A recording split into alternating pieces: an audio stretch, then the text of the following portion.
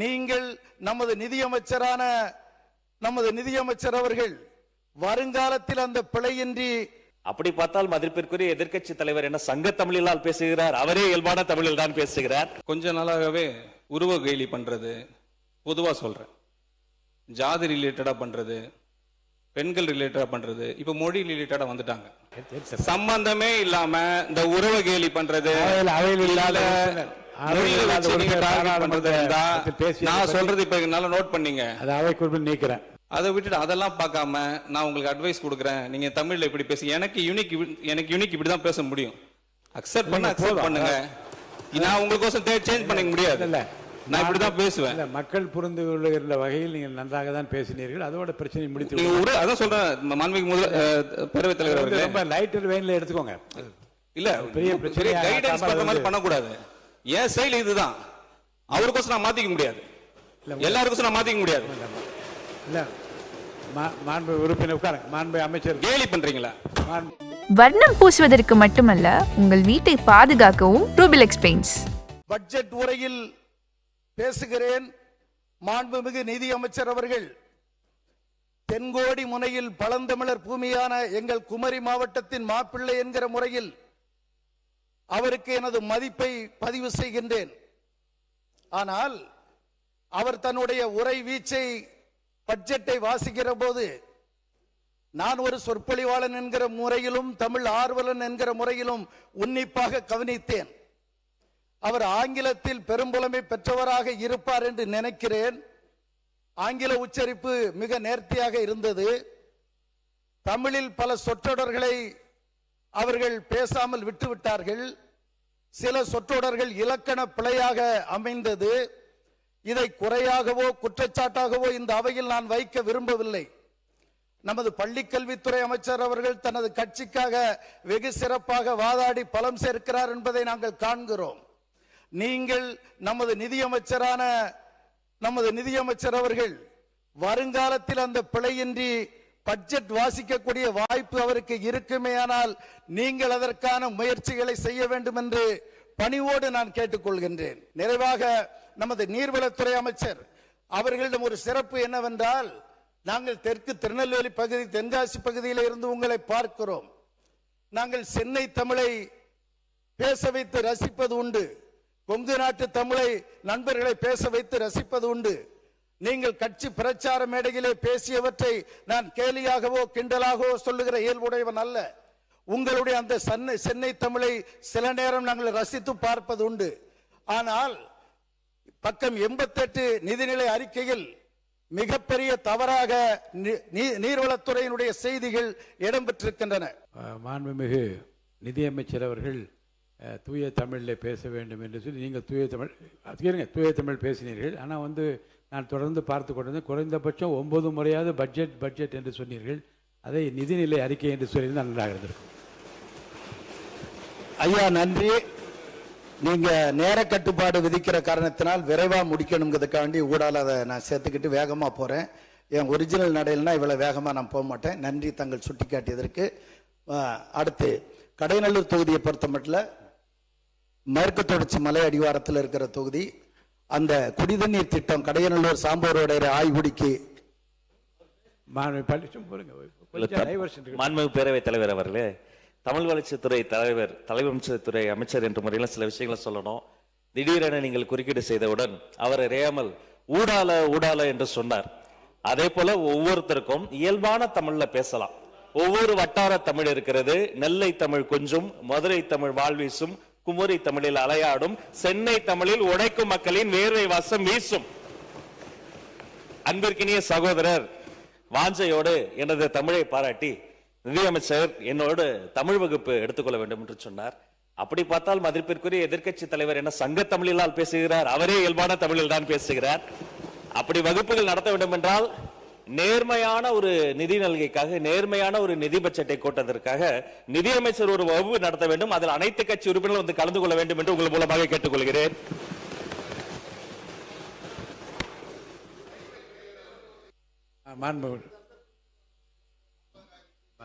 நிதியமைச்சர் மாண்புமிகு பேரவைத் தலைவர் அவர்களே, சார் தேங்க்யூ. மாண்பு அமைச்சர் நீங்க நேரா என்ன சரி, உங்களை பத்தி கருத்துக்கள் மட்டும் சொல்லுங்க சார். நான் பேஸ்கெட்பால் பிளேயர். ஆக்சுவலா ஒரு அஃபென்ஸாக ஆடுவேன், டிஃபென்ஸாக ஆடுவேன். எப்போ டிஃபென்ஸ் ஆடணும் எப்போ அஃபென்ஸ் ஆடணும் எனக்கு ரொம்ப நாளாக நீங்கள் கற்றுனீங்கன்னா நானும் கற்று எனக்கு அப்படி வேணாம், குறுக்க பேச வேண்டாம். நான் உங்களை பார்த்தா பேசிட்டு இருக்கேன் பேரவைத் தலைவர்களே. ஆமாம், ஒரு 30 to 25 இயர்ஸ் எஜுகேஷன் ஃபீல்டில் இருந்திருக்கு. என்னோட கம்யூனிகேஷன் எல்லாம் இங்கிலீஷில் தான் இருந்திருக்கு. இப்போ இந்த மாமன்றத்தில் அவர் சொன்ன மாதிரி கொஞ்ச நாளாகவே உருவ கேலி பண்ணுறது, பொதுவாக சொல்கிறேன், ஜாதி ரிலேட்டடாக பண்ணுறது, பெண்கள் ரிலேட்டடாக பண்ணுறது, இப்போ மொழி ரிலேட்டடாக வந்துட்டாங்க. செயல் செயல் மட்டும் சொல்லிட்டு இருக்காரு எங்கள் தலைவர் இருக்காங்க. எனக்கு ஒரு மொழி என்னோட கிறிஸ்டியானிட்டி கற்றுக் கொடுத்துருக்கு. அன்பு மொழி, அமைதி மொழி, இரக்கத்தின் மொழி. இது பாதி பேருக்கு எவ்வளவு தமிழ் படிச்சாலும் தெரியாது. நான் பைபிளில் படிச்சிருக்கேன், பார்ன் கிறிஸ்டியன்.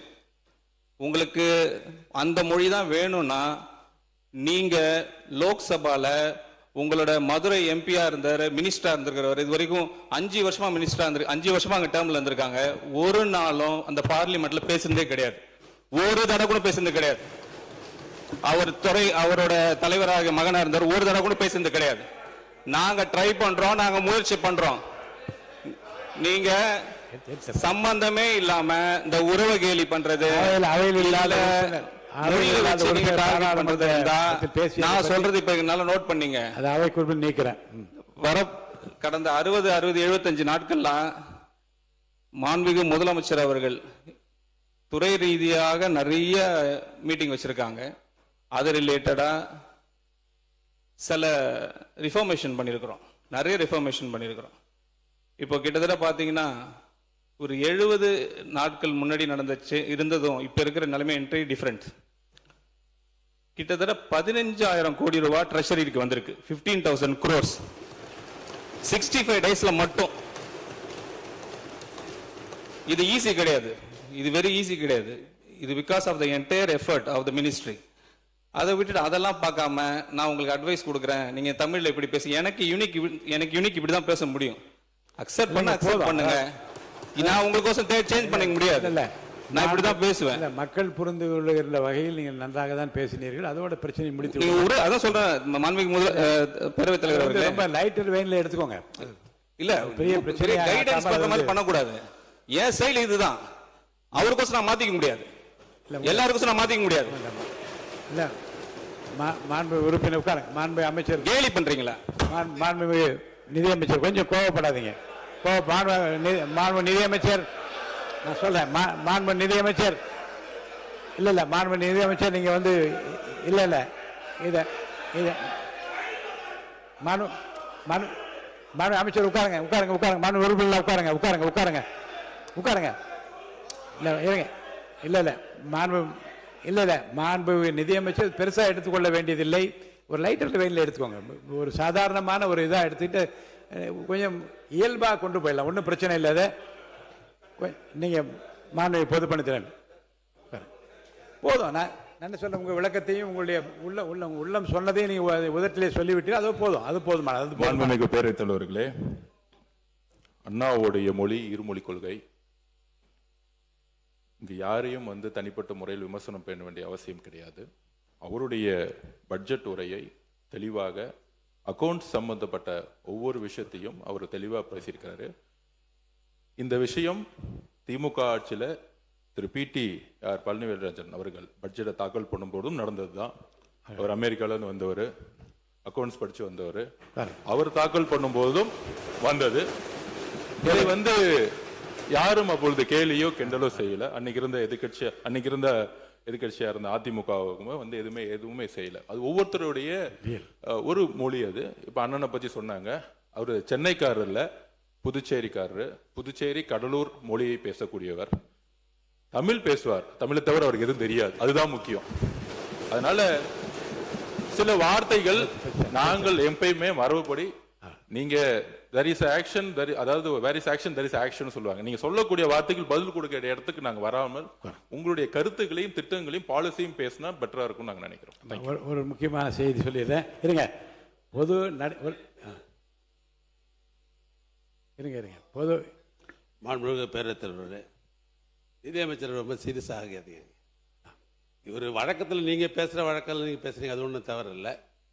அவர் புதிய சட்டமன்ற உறுப்பினர். இப்போ நாங்கள் யாராவது சொல்லியிருந்தோம் நீங்கள் யாரும் வருத்தப்படலாம்.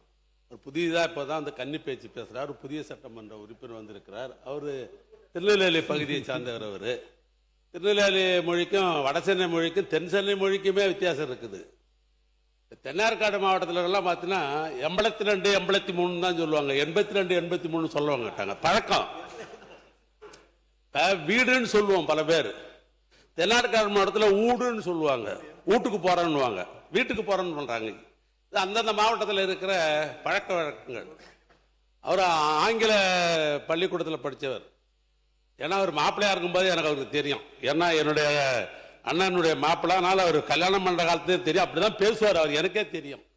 அதுவும் தமிழ்நாட்டை பொறுத்தவரைக்கும் இருமொழி கொள்கை உள்ள மாநிலம் இந்த மாநிலம். ஆங்கிலமும் தமிழும் இரண்டும் உள்ள மாநிலம். அவர் கன்னி பேச்சில் வந்து ஒரு நகைச்சுவையாக சொல்லுன்ற அடிப்படையில் அவர் சொல்லப்பட்டதே ஒழிய அதான் நீங்கள் சீரியஸ் ஆகணும்னா நீங்கள் எப்பவுமே நீங்கள் பேசுகிற மாதிரி. இன்னொரு முக்கியமான செய்தி சொல்லிடுறோம். இது தொடர்பாக பொது நடைமுறை விதிகள், பேரவை விதிகளில் 86 பேரவையின் அலுவல் தமிழிலோ ஆங்கிலத்திலோ இரு மொழிகளிலுமோ நடைபெறலாம். தமிழ்லையும் பேசிட்டு இங்கிலீஷையும் பேசிட்டு தமிழ்லையும் பேசலாம். இன்னொரு சுவையான செய்தி உங்களுக்கு சொல்கிறேன். இதே அவையில் மாண்புமிகு முதலமைச்சராக புரட்சித் தலைவர் அம்மா உட்கார்ந்திருப்பார்கள். எதிரில் திரு கோபிநாத் என்கின்ற ஒரு மாண்பு உறுப்பினர் இருப்பார். அவர் ஓசூரை சேர்ந்தவர். அவர் திடீரென்று தமிழ் பேச வர தெலுங்கில் பேச ஆரம்பித்து விடுவார். அம்மா சிரித்து கொண்டே சொல்வார்கள், நீங்கள் தெலுங்கிலே பேசுங்கள் என்று.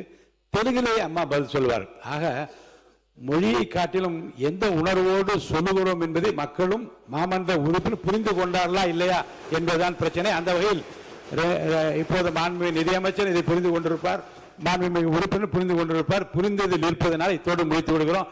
வர்ணம் பூசுவதற்கு மட்டுமல்ல, உங்கள் வீட்டை பாதுகாக்கவும் ரூபிலெக்ஸ் பெயிண்ட்ஸ்.